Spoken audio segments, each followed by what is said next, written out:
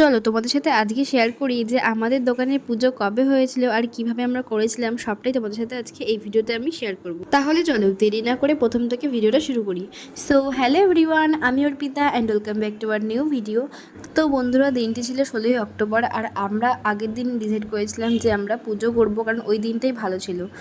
আর পঞ্জিকা দেখে দেখা হয়েছে যে 16ই অক্টোবর দিনটা খুবই ভালো, আর নয়তো আবার সেই কার্তিক মাসে পুজো করতে হবে, অনেকটা অনেকটা লং দিন হয়ে যাবে।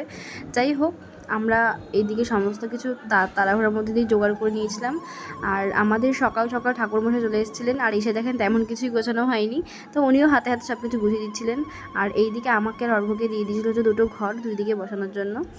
আর আমাদের আমাদের এইদিকে সমস্ত ঘট বসানো হয়েও গেল। আর আমরা এইদিকে আমাদের ঠাকুরমশাইও সমস্ত কিছু গুছিয়ে ফেলেছে নিজের হাতে, উনি ওনার মতন করে গুছিয়ে নিয়েছে।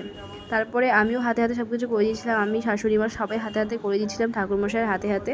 আর হ্যাঁ, আমরা কিন্তু লক্ষ্মী গণেশ পুজো করছিলাম।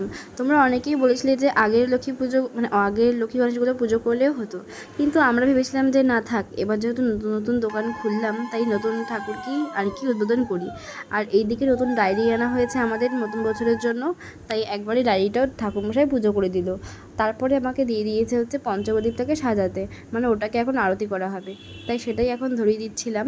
আর জানো তো, আমি শুধু ভাবছিলাম যে আমাদের এই কেকের বিজনেসটা সত্যি কি বলবো তোমাদেরকে, অনেকটা স্ট্রাগল করে আমরা করেছিলাম। এটা কিন্তু শখের বিষয়ে শিখেছিলাম আমি, কিন্তু এটা যে একদিন বিজনেস হয়ে উঠবে এটা কখনো সত্যি আশা করিনি। সবই হয়েছে তোমাদের ভালোবাসার জন্য। বারবার করে এটাই বলি, কারণ তোমরা যদি পাশে না থাকতে, আমাকে সাপোর্ট না করতে, তাহলে কিন্তু আমি এত বড় জায়গা কিন্তু আসতে পারতাম না।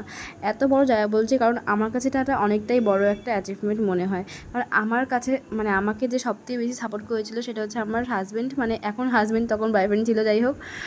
আর জানো তো, সবথেকে জীবনে আমাকে কেউ সাপোর্ট করে থাকে সেটা হচ্ছে আমার বর, অর্ঘ্য। ও সমস্ত কিছুতে আমাকে প্রচণ্ডভাবে সাপোর্ট করে।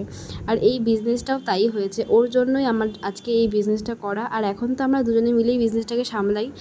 এই কেকের বিজনেসটা কিন্তু আমার একার নয়, আমাদের দুজনেরই 50-50। যাই হোক, আমাদের দুজনকেই সমস্ত কিছু দেখভাল করতে হয়, তবে আমার থেকে দায়িত্বটা কিন্তু অর্ঘ্যরই বেশি। যাই হোক, এদিকে তো আমাদের পুজো কমপ্লিট হয়ে গেছে, আমি একটু ভিডিও করে নিয়েছিলাম। তারপরে আমরা এখন পুরো প্রসাদ বিতরণ। তো বন্ধুরা, আজকের মতন ভিডিওটা এতটুকুই। ভালো লাগলে অবশ্যই লাইক, কমেন্ট অ্যান্ড শেয়ার করে দিও। বাই।